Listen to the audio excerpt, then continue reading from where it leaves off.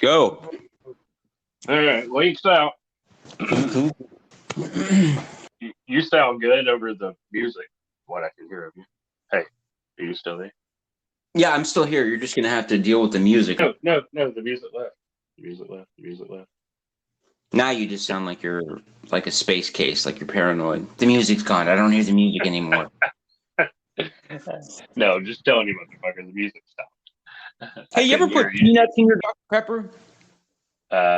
Years ago. Where did this fucking trend? My grandfather taught me how to do it in East Texas, and I've been fucking obsessed with it ever since. Right? It's weird, right? Yeah, it is. It is a strange one.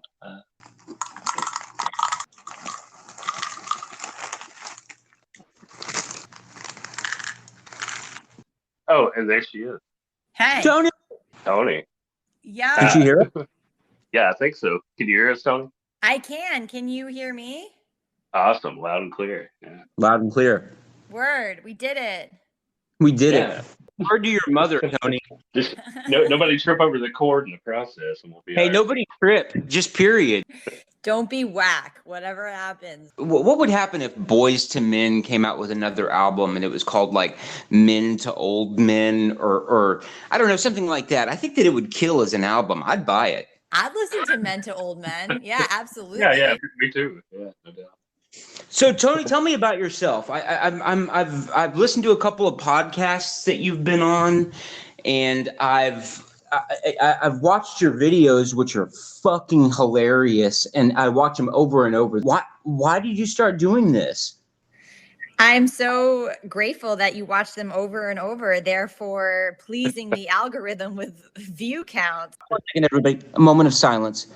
All praise be to the algorithm. Our ultimate overlord, the one that dictates everything about what we see and how we perceive the world in front of us. James Cameron told us in the 80s this shit was going to happen. So. He did? How did James Cameron know that was going to happen? Oh, just with the Terminator Skynet bullshit, you know. Oh. I don't think James Cameron wrote that, though, did he? Was it not Cameron? It may not have been Cameron. Did he? Who gives a shit? Maybe. Actually, Terminator was written by... Oh, fuck, I just don't care. Who gives a fucking shit? I don't care. When did you become a comedian? When did you start getting on stage? Oh, I started doing stand-up about 10 years ago, and it was a bit of a fluke scenario because I focused more on writing. I was a writer, and a friend of mine was like, oh, you wrote this really funny story. You should submit it to this podcast called Risk. I was like, oh, okay, cool. And I submitted it, not really thinking about it. And they were like, yeah, we would love for you to come tell your story. And I actually am notoriously bad at researching anything I'm a part of. I'm just like, I'm going to trust the grand divine wisdom of the cosmos. So I didn't even look up what I was doing. And for some reason, I confused podcasts with like poetry slam. Like, I don't know why. So I was like, oh, cool. I'll be like in a coffee shop and I'll wear a beret. Like, I just did not anticipate at all what I was about to do. And I got the address of the venue and I was like, oh, okay. Didn't really look up the address. You know, none of the things that I guess a normal person would do. Oh, shit. And it was like the closing night of the Women's Comedy Festival in Boston. And there was 300 people in the audience. And I had never spoken into a microphone before. And I was like, oh my fucking God. And that I was like back in the green room and everyone in the green room was like a stand-up comic or a professional storyteller. And I was like, I've never spoken into a microphone. Like, how do you get the microphone out of that little stand? And I was freaking the fuck out. And then the minute I got on stage, I was like, oh, I'm fine. This is amazing. Like, I belong here.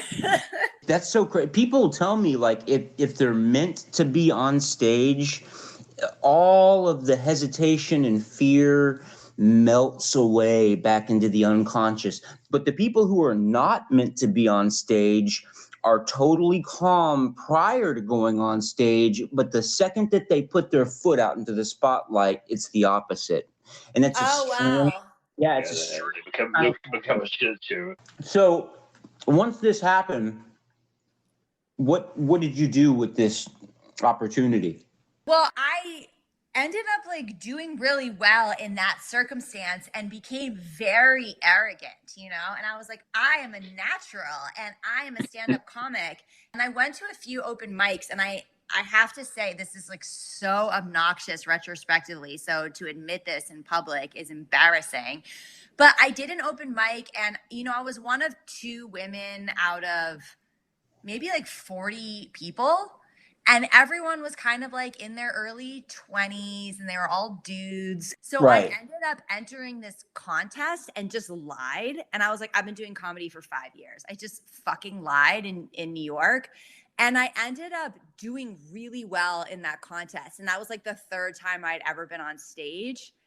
And so then I was like, I am a phenom, like I was so going to not do well. And so then I started getting booked in some shows in New York. And at first, I think my arrogance of just being really green at something, being really new, it was okay for a minute. Like I did really well every time I got on stage. And then there was just this moment of self-awareness, this transition where I was suddenly just was like, wait, what am I doing? And then I just like created like almost a performance art experience of bombing where I would just perform to silence, just pure silence. Oh, God. And that happened like a couple of times. I mean, I think that was kind of like a place in my stand-up career where certain things were working and certain things were not. And I just didn't have the intelligence or the experience to be clear about that. I think that now, after, much more time in stage has passed, I'm probably a lot more succinct and I have just like a lot more experience. I think I just started off wicked arrogant and then needed to be very humbled in order to crawl out of the ditch of what it is to really deal with like performance on stage. Did the virus, did the pandemic affect your, vision for the future? I know you were wanting to go out in front of an audience, but I'm sure that having to stay locked up at home changed that, especially with the rate at which your following was growing. Well, yeah, I mean, I used to go to New York City to perform, and obviously I could not do that for a long time. And I did, I've actually been making videos for the internet for a decade. Like I wasn't like, I should try making a video for the internet. Like I've been doing this for a long fucking time. Right. I just think that what happened is more people were on the internet, and for whatever reason, more people were interested in the type of content that I was providing. Right. But I have been chipping away at that rock of, making myself relevant on social media for a really actually quite a long time. I don't understand TikTok. I don't, no one's ever explained it to me. And then the one person who did said, you just have to get it or don't get it. And I said, fuck you. And I hung up the I phone can explain TikTok. Hell yeah. Oh, well, so tell me. Okay, so I think that TikTok began as one thing, which was, this app where young kids were using it, and it like had this whole lip syncing vibe to it. And then it kind of started moving into dances and trends. And then I think it has morphed now into an information disseminator along with this concept of trends.